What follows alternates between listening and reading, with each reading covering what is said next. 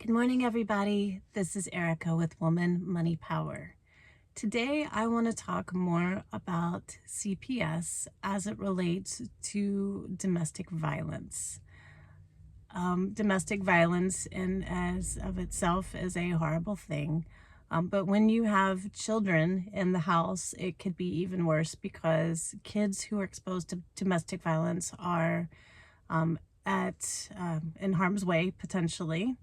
um at the very least, it's a toxic environment. It can affect how they are psychologically, their mental health, how they do in school, their future relationships. But it can also be potentially harmful if the person who is abusive also begins to be harmful towards the children.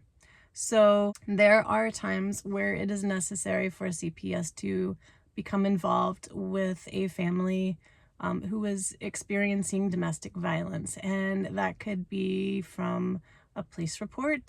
Say the police were called by you or by a neighbor. The police show up and they see the situation, and CPS ends up getting a referral, so they're involved. Or perhaps you take out an order of protection against the person who is being abusive to you, and CPS becomes involved. Maybe just maybe you're in an apartment complex with thin walls, and neighbors call and the police show up and CPS becomes involved. Or you get injured, whatever. CPS can easily get involved when there are children in the home and there is domestic violence happening. First of all, I realize that the thought of that is completely scary as hell.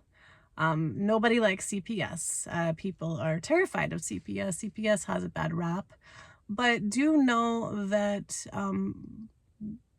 above and beyond everything, they're really just trying to protect the children, and that their goal is actually to keep families together. They want to not have to remove kids, because it's removing children from a home is last resort. They don't want to have to do that. They want to find a way to make things work with a safe parent, if at all possible. CPS is not always the monster that everybody makes it out to be. Overall, CPS is there to try and protect your children, even if you can't see that. So do know that they do really want to try and make things work. They want to keep your kids with you if you are a safe parent, if you're keeping your kids safe. So let's say that CPS has become involved. They show up at your house. I'm sure that you're probably flabbergasted and terrified. It's a sucky situation to have CPS involved, yes.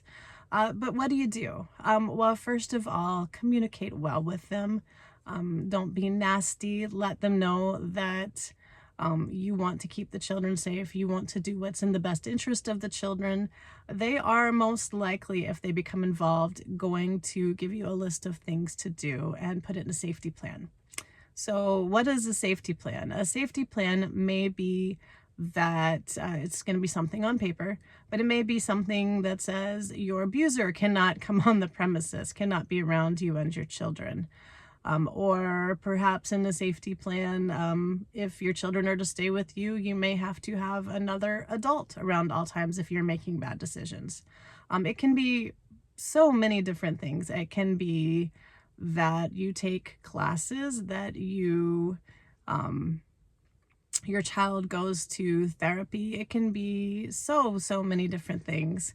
It's very specific to the case. But if you are given a safety plan and by CPS regarding your children, trying to keep your children safe, follow the damn safety plan. Do not play around with CPS. They are a government agency. They do have power that they can utilize to protect your children, and they will do so if you cannot do it. I know that sounds harsh, but they are there for a reason. There are some parents that are simply not capable of protecting their children, that cannot see how bad a dire situation is. And so if CPS gets involved and they give you a list of things that you need to do in order to protect your children and get CPS out of your life, then do those things to protect your children, so that you can eventually get your case closed with CPS. But first and foremost, protect your children. Your children should not be around someone who is abusive in the first place. It is really, really bad for kids, short term, long term, and they are potentially in harm's way.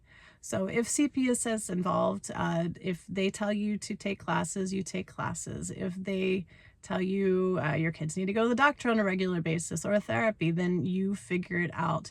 They do have a lot of resources. The caseworkers can help you. They might have resources for food pantries or clothing or, diapers, WIC resources, women, infant, children. If you are in need of food and baby food, and there's all kinds of resources. CPS really is there to help. They're not the monster that everybody thinks they are, only if you are not protecting your children or doing something harmful towards your children, are they going to be at least bad to deal with. But I know everybody's afraid of them, and I get that. If for some reason they do become involved, I'm guessing maybe you're afraid of that because you are watching this video, then communicate, cooperate, and with CPS. And when they give you a plan to improve your situation and help protect your children, you need to do it. Do not mess around with it. Do not sneak your abuser in when you think they're not looking, because they will find out.